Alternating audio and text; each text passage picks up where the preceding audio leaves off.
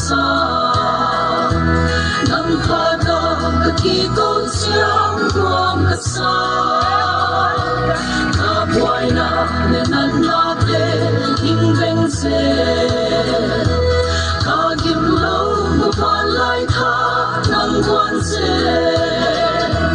nang kakakalamlam siyang tuwang kasa nang kada kakiko siyang tuwang kasa bang main na hinapan yung kenlaw din simlawin sa sunwa kaswi selin simlawin apil tente at elayun nang pating kay banglang ka ng telmo sumpidin kanay solo kagel siya nang piyasa kahanato kang pati nang kakakalamlam siyang muang kasa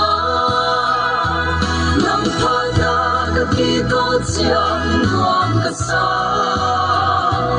mamain na inapan yung kenlodi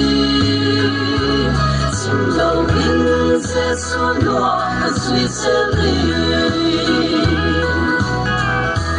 tuklawin kaging kapasya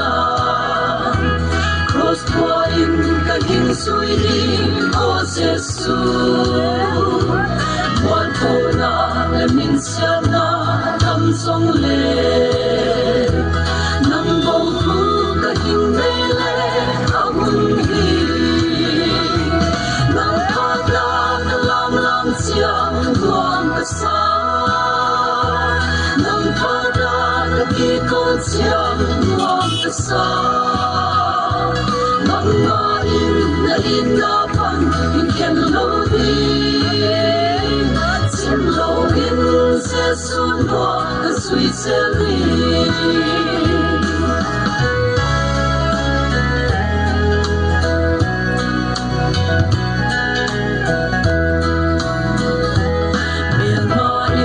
simling kay ahing buwana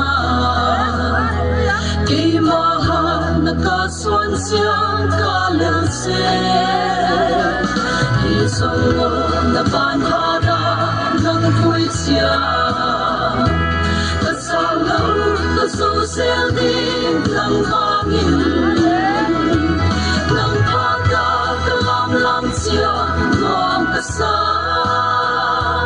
nang pagkakikot siyang muang kasa mangain na hinapan yung kenlodin simlawin sa sunwa kaswi selin nang pagkakalamlam siyang muang kasa nang pagkakikot siyang muang kasa na inapan yung kenlodin simlawin sa sunwa kaswi selin